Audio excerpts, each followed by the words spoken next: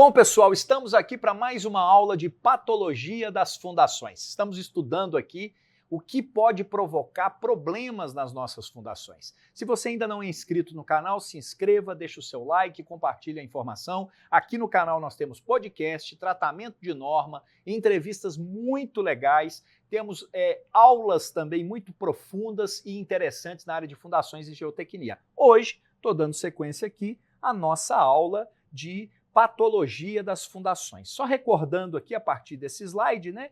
Recordando com vocês exatamente o quê? O meu currículo, né? Eu sou formado em engenharia civil, sou formado em engenharia elétrica, eu fiz doutorado, fiz mestrado, especialização, trabalho na área de fundações há mais de 25 anos e essa é a contribuição que eu quero passar para vocês a partir do meu conhecimento. Meu Instagram é @cristianporcino, lá vocês podem acompanhar diariamente a partir do meu stories e posts que eu coloco lá, publico lá, todas essas informações sobre fundações e geotecnia, porque eu vivo isso todos os dias. Todos os dias eu vivo geotecnia e fundações e eu tenho compartilhado com vocês essas informações. Beleza. Então hoje nós vamos falar também sobre os problemas. Que problemas podem ocorrer, né? Nessa tela aí está bem escrito, né? A vida de uma fundação, eu posso ter durante a vida de uma fundação problemas. Problemas relativos ao quê, por exemplo? Relativos ao solo. A descrição das patologias, né, envolvendo o solo como causador do problema. O que pode ser o problema como solo? Uma má interpretação do solo, uma má caracterização do solo ou até mesmo uma ausência, insuficiência de caracterização daquele solo. Isso pode prejudicar a minha fundação lá na frente. Relativos a mecanismos, né, problemas causados por essa ausência de identificação de mecanismo. Ou seja, eu posso interpretar mal o comportamento de um solo e esse solo caracterizará problemas no futuro que ele pode ser causador da patologia da fundação. Relacionados ao desconhecimento do comportamento real das fundações. Isso é um problema, porque eu posso ter previsto certo nível de carregamento na minha fundação que não condiz com a realidade. E isso pode provocar, né, uma mobilização de cargas e deformações acima daquilo que eu tenha previsto. E isso vai afetar exatamente esse desempenho da minha estrutura que está sobre aquela fundação. Relativos à própria estrutura da fundação, ou seja, ao concreto, ao aço, à madeira, relativos à própria estrutura, ou seja, ou uma falha no meu detalhamento estrutural, ou uma falha no meu material relativo à construção, né? Posso ter falhas também construtivas, especificações mal feitas, né? Lembra que papel, pessoal, aceita tudo. Quando eu faço um projeto, faço um detalhamento, a gente brinca, papel aceita tudo, até bobagem, né? Então a gente tem que tomar cuidado com as nossas especificações. Você tem que entender o seguinte, o que você modelou como projetista, o modelo que você tratou ali na engenharia, ele precisa ser entendido por quem está construindo. Porque o cara que está construindo não entender o seu modelo, não adiantou nada você ter feito uma memória de cálculo fantástica, usado as metodologias mais atuais existentes na face da Terra, norma técnica atualizada. Se o cara que vai construir, que vai concretar, que vai executar aquela fundação, ele não entendeu a sua especificação, não está claro para ele, gerou alguma coisa dúbia lá para ele, você está jogando por terra tudo. Então a gente precisa até pecar pelo excesso nas especificações, detalhar claramente o que você quer e o que você não quer, né, que seja executado, e isso é importantíssimo, né? Passando aqui pelo lado dos carregamentos, né? É importante o engenheiro estrutural nos passar o mapa de cargas. Isso é importante, ele vai nos passar, ele vai calcular lá o vento batendo na estrutura, seja de ponte, seja de prédio, seja de uma barragem, seja do que for, ele vai calcular aquela carga na estrutura e essas cargas na estrutura vão montar o que a gente chama de mapa de cargas com as cargas em cada ponto de apoio, aonde vão ser executadas as nossas fundações. E isso é importante para nós, só que você tem que tomar um cuidado extremo como engenheiro de fundações. É que existem carregamentos que não são somente da estrutura. Existem os carregamentos que a gente chama de carregamento geotécnico, né? São os carregamentos que vêm de uma ação não da estrutura, mas, por exemplo, peso do solo na fundação, percolação de água na fundação, empuxo passivo na fundação, empuxo ativo na fundação, sob pressão, subpressão acontecendo, levantando essa fundação. Então, todas essas, atrito negativo em caso de estacas cravadas em solo mole, todas essas características são somadas, essas ações são somadas ao mapa de cargas.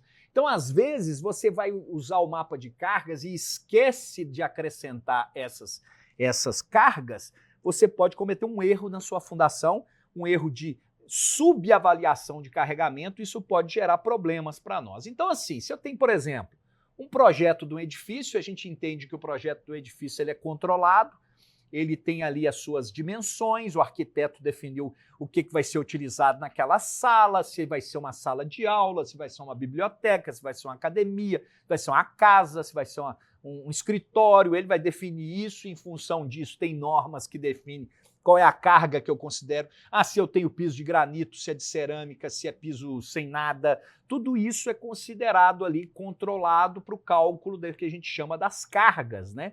Mas esse cálculo das cargas que a gente fala que é não controlado, né, por causa exatamente disso. A gente tem a parte dos edifícios, mas a gente tem essa parte de cargas extras, cargas adicionais, que são obrigação do engenheiro de fundações estar analisando isso.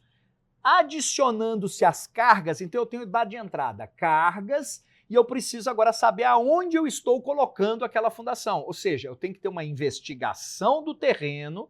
Essa investigação do terreno, ela é feita por amostragem. Essa amostragem no solo eu faço lá na região que eu vou construir e eu defino a partir desse combinado de carga com tipo de solo qual é a fundação que eu vou executar. É claro, para determinados tipos de solo eu tenho determinados tipos de fundação. Mas é claro, é evidente que isso depende do nível de carga também. Se eu tenho uma carga muito alta num solo muito ruim, eu tenho um problema, concorda comigo? Tem um problema maior, né? Se eu tenho uma carga pequena num solo bom, meu nível de problema é bem menor, né? Então isso a gente precisa estar combinando para definir se eu vou usar estaca, qual tipo de estaca que eu vou usar, qual tipo de fundação que eu vou usar. Então tudo isso é importante. Beleza, o que eu tenho que entender também em fundações é que existe uma transferência de carga. Essa transferência de carga, ela vem da estrutura para a minha estrutura da fundação e da minha estrutura da fundação ela vai para o solo. Então eu tenho um contexto aí, eu tenho um contexto que eu pego essa carga do pilar, passo ela por um bloco, levo ela para a minha fundação, seja sapata, estaca, tubulão, o que for, e essa fundação transfere para o solo. Esse procedimento de transferência de carga não pode falhar em nenhum ponto. Ou seja, a viga tem que transferir para a laje, tem que transferir para a viga tem que transferir para o pilar tem que transferir para o bloco para a fundação e a fundação para o solo. Isso tem que acontecer ao mesmo tempo, mas de forma a existir essa transferência mesmo de carga. E ela vai acontecendo, né? Pensa comigo, você calcula uma fundação, isso é um ponto interessante também. Quando você calcula uma fundação, vou dar um exemplo de um prédio de 20 andares. Exemplo. Um prédio de 20 andares, você calcula essa fundação desse prédio como se esse prédio fosse colocado lá de uma vez. Paf! 20 andares no solo. Dá quanto de carga? Tanto. Aí você faz a fundação para isso. Só que na vida real, na construção do edifício, isso acontece aos poucos, né? Você põe um andar, concreta lá, um andar, ele apoia na fundação. Aí a fundação já aguentou aquele peso de um andar, segurando um andar. Aí depois você põe o segundo andar, mais um pouquinho de carga. Terceiro, quarto, quinto, até o 20º andar. Essas cargas não são colocadas de uma vez. Esse modelo que a gente faz de colocar a carga de uma vez, ele é irreal. Ele não acontece.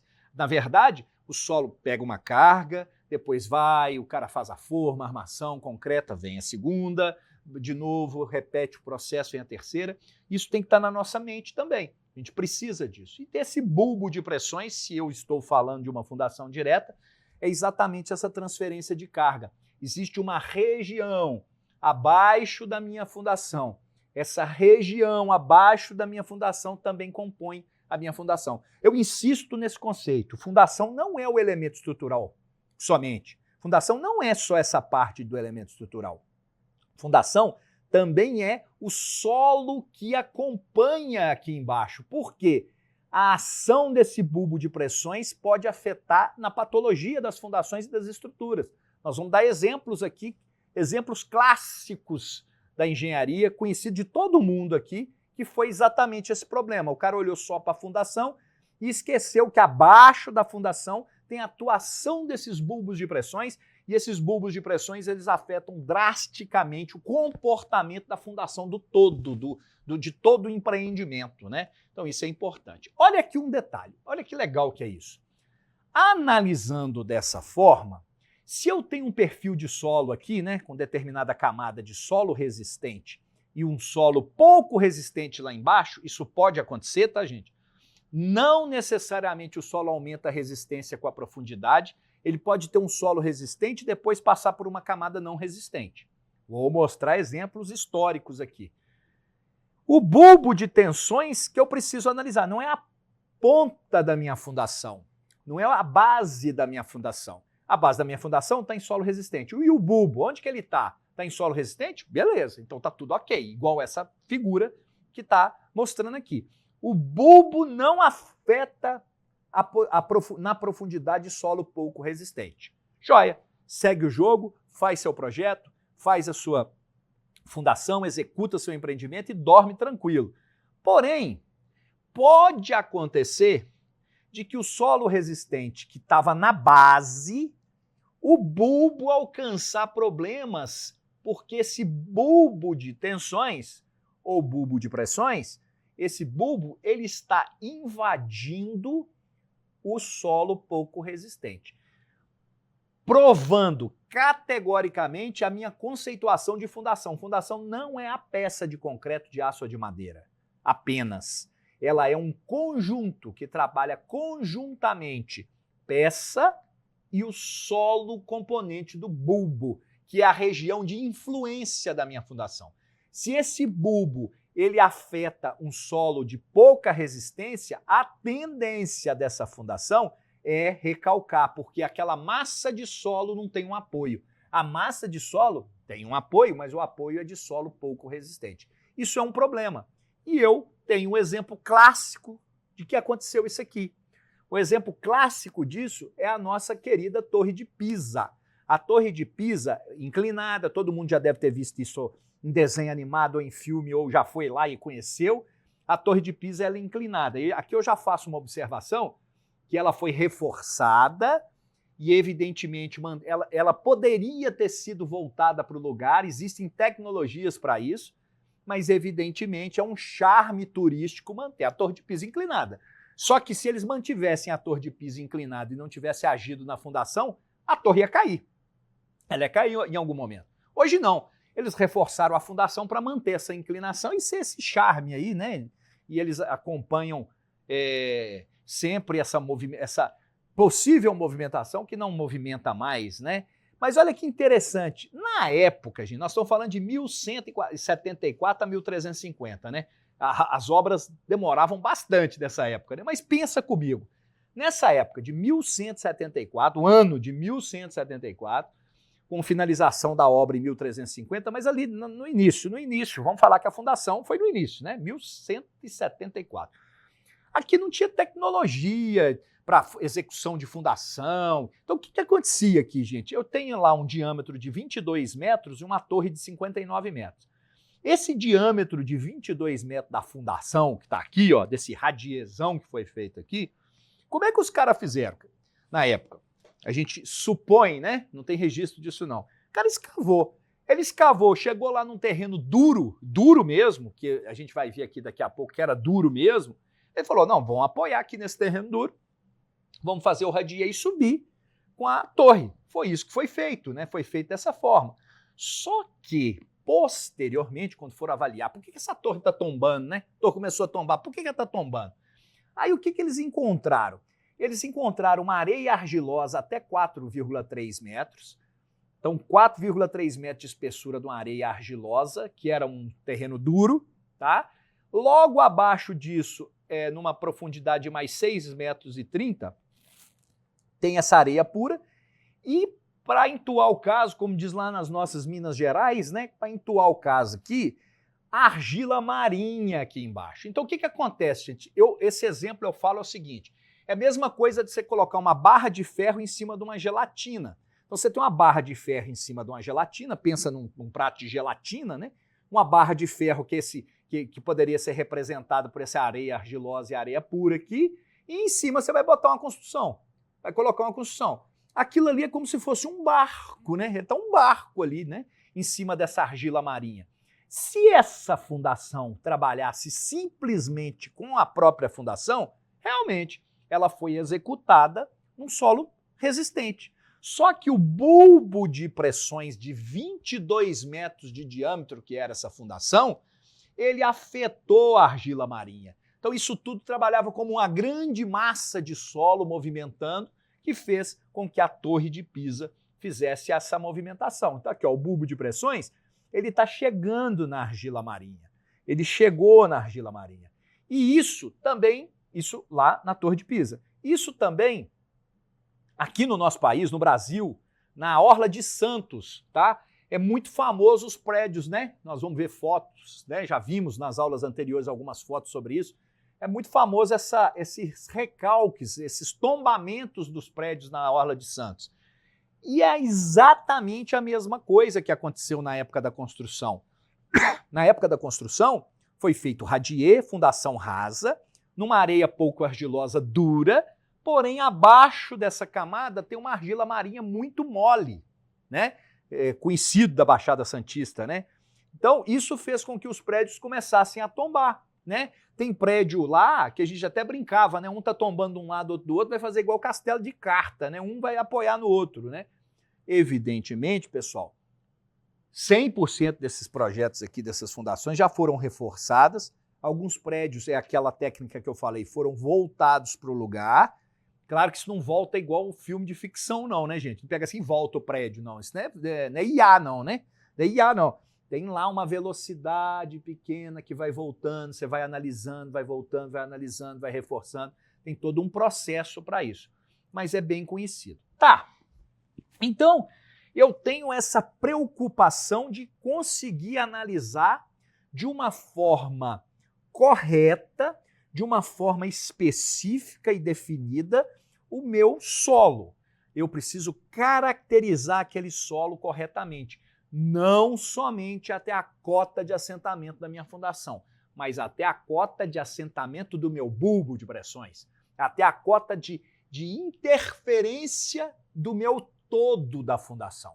Então, a gente precisa ter isso em mente. Tá, agora, nós vamos dar um passinho mais para frente, porque não só no solo que tem patologia de fundação, tem consequência, tem causas das patologias de fundações.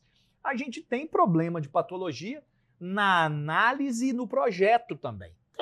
Tem problemas. E como que eu encontro esses problemas? Um dos problemas, a gente começou a falar no início da aula, são as solicitações. Beleza. Carga permanente e carga acidental, já falei isso. Nós temos normas específicas da engenharia de estruturas que definem cada carga que o projetista estrutural tem que considerar.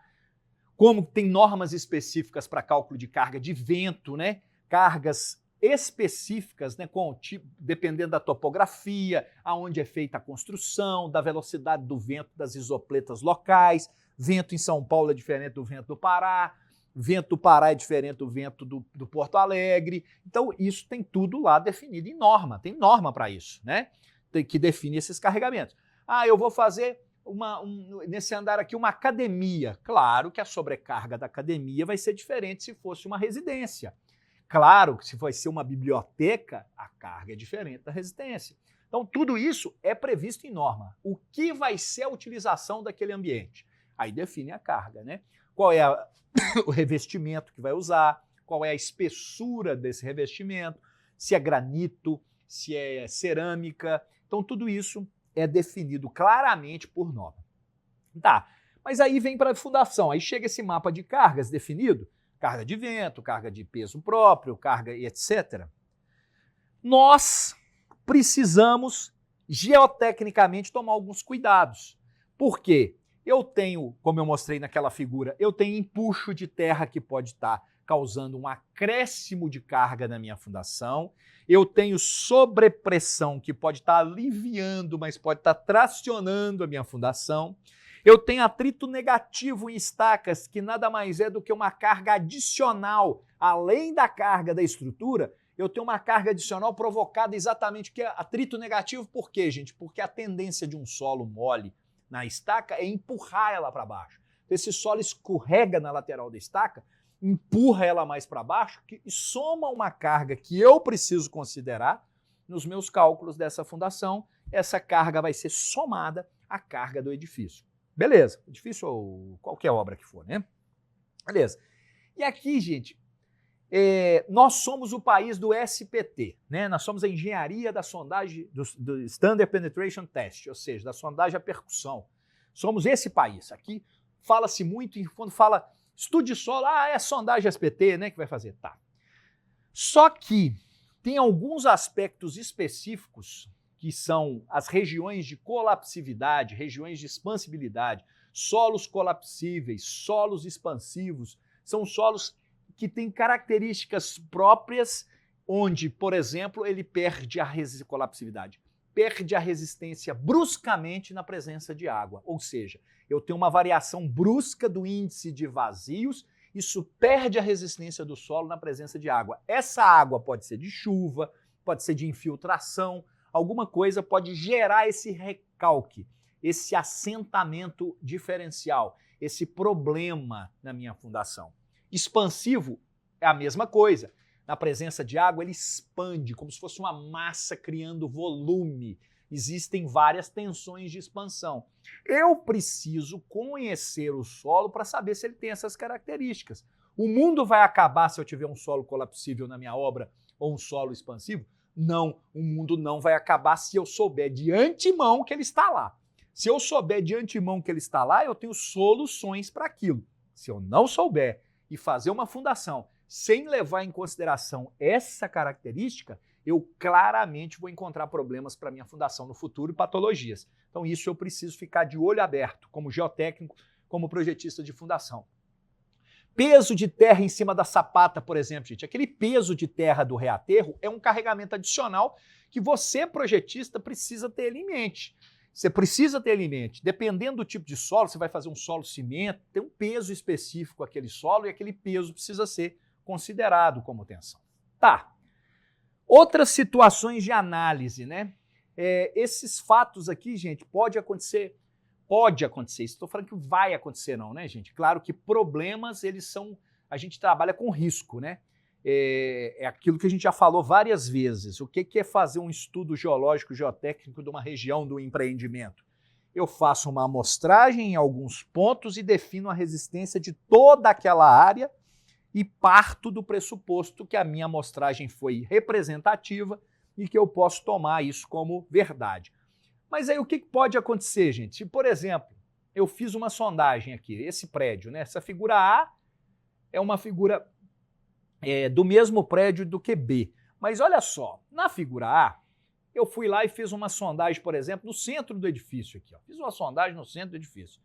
Aí, pela hipótese que eu estou armando aqui para você, mostrando para você, eu vou fazer uma amostragem e vou falar que todo o resto é a mesma coisa. É basicamente isso que a gente faz.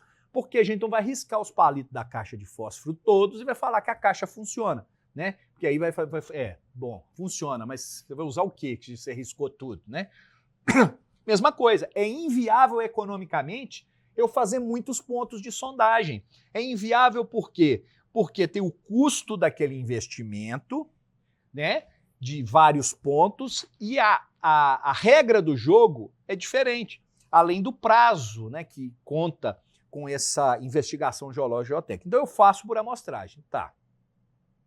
Aí esse exemplo mostra um problema que pode acontecer. Eu chego lá, faço em alguns pontos e não, por azar meu, né, lá na investigação, tem um bolsão de argila orgânica que os pontos onde eu fiz a sondagem não pegou esse bolsão. E aí o que eu te falo que pode acontecer? Que é isso que é o problema real aqui.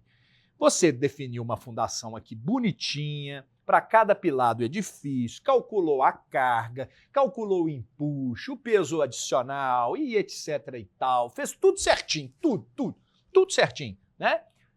Em função da informação que você tinha. E aí, de repente, numa região pequena ali, ó, tem um bolsão de argila orgânica.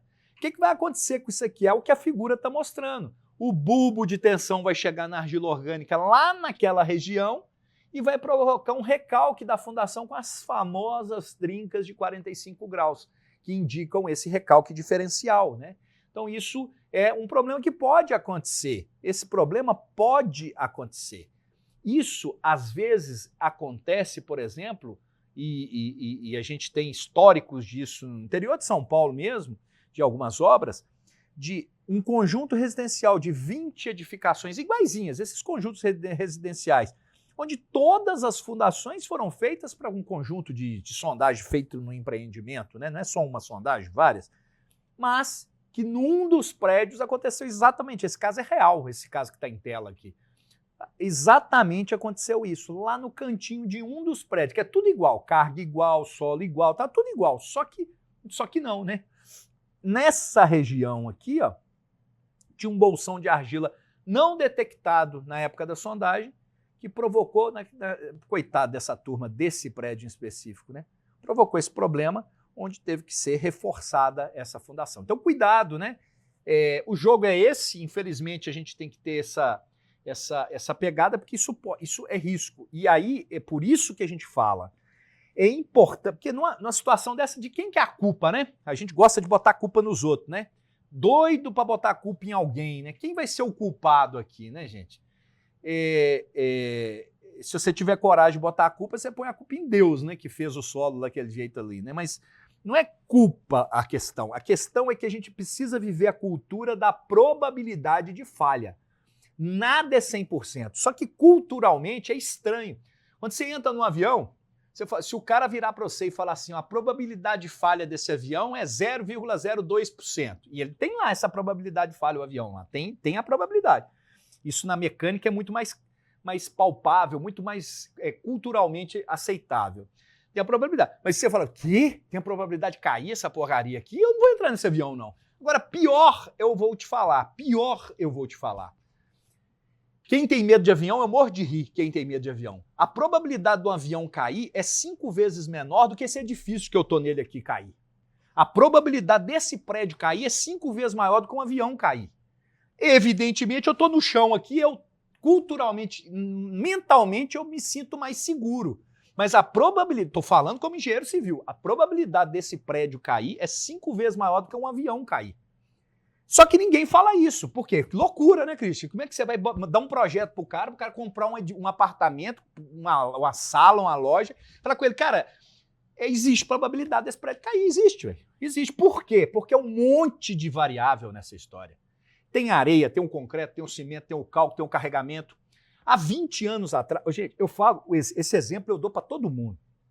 Eu morei minha vida inteira, quem é de Belo Horizonte vai conhecer claramente onde é que eu estou falando, na esquina do viaduto Santa Teresa com Rua da Bahia, tem um prédio lá de 20 e tantos andares que foi feito em 1900 e cafunga, né? Um top do prédio. Numa esquina que bate vento ali, gente, bate vento assim, que a gente escutava o zumbido do vento. Na época, nas normas daquela época, não calculava a força do vento na edificação. Então aquele prédio tá lá em pé, né? Para quem gosta de cálculo, não sabe como que está em pé, né? Está lá em pé, recebendo o vento, eu até brinco, né? O vento desvia e passa pelo viaduto, né? Porque deve ser, né? Porque, né?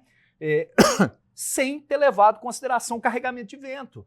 Então existe uma probabilidade maior do que aquele prédio cair do que um prédio novo, é óbvio também pela idade, né? Mas pelos critérios de projeto da época.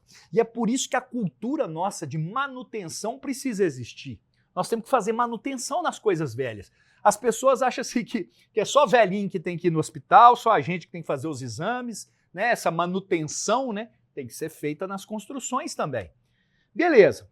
Problemas envolvendo, então, esse comportamento do solo. Outro problema grande e grave, que pode ser grande e grave, são as correlações empíricas e semi-empíricas. Conforme eu te falei, nós fazemos uma amostragem do solo, Ponto 1, amostramos. Ponto 2, muito difícil, por vários motivos, eu coletar uma amostra, levar para laboratório e definir intercept de coesão e ângulo de atrito, por exemplo. O que a gente faz? Como é que é o jogo nosso? A gente usa interpretações empíricas para, a partir da sondagem SPT, definir valores de parâmetros de resistência. É o jogo que a gente joga. A gente joga. Tem fator de segurança aqui, gente? Tem. Mas, pensa comigo, a sondagem já tem as suas, vamos falar assim, as suas dificuldades, né, na execução. Você vai pegar um resultado daquela sondagem, vem numa fórmula empírica e executa uma transformação num outro parâmetro. Isso pode gerar problema de comportamento do meu solo, porque eu posso estar interpretando de forma equivocada aquilo. Então, esse é um dos problemas. Tá. Problema envolvendo comportamento também é extrapolar resultado de SPT para rocha alterada. Cara, deu impenetrável? Esse impenetrável é na tampinha de refrigerante da Coca-Cola, é numa rocha fragmentada, é numa rocha sã. O que é isso? Eu só vou saber fazendo sondagem rotativa. Essas extrapolações de impenetrável falar que é rocha, impenetrável falar que eu tenho solo duro, são muito empíricas. Ela pode gerar problema para nós, né? E essa resistência de ponta, em caso de fundações profundas, ser determinar que essa ponta está no impenetrável, não, foi impenetrável o SPT, foi impenetrável a percussão, foi impenetrável a uma sondagem, não necessariamente a uma rocha sã. Sobreposição de bulbos. A sobreposição dessas tensões, gente, acontece muito e é exatamente o que aconteceu, por exemplo, lá em Santos, né? Teve uma sobreposição. Tá vendo? O bulbo, a fundação direta, não está interferindo uma na outra. Mas o bulbo está sobrepondo, né? Uma profundidade aqui teórica de 2B, né? Tá sobrepondo uma com a outra exatamente para gerar esse problema de sobreposição e essa definição desses bulbos de pressão individual, dando problema de inclinação nas edificações. Isso aqui é Santos, tá? Santos basicamente foi isso. Você soma um bulbo com outro, além de sobrepor e dar problema de tombamento, o bulbo combinado ainda vai mais profundo ainda, entrando mais ainda naquela argila orgânica, dando problema. É isso. Essa aula está sendo fechada agora, fechando com essas informações. Não se esqueça de se inscrever no canal se você não for inscrito no canal, me acompanhar no Instagram, @ChristianPorcino, deixar o seu like, compartilhar com as outras pessoas essas aulas, porque eu tenho certeza que isso vai te ajudar profissionalmente. Um abraço e até a próxima aula.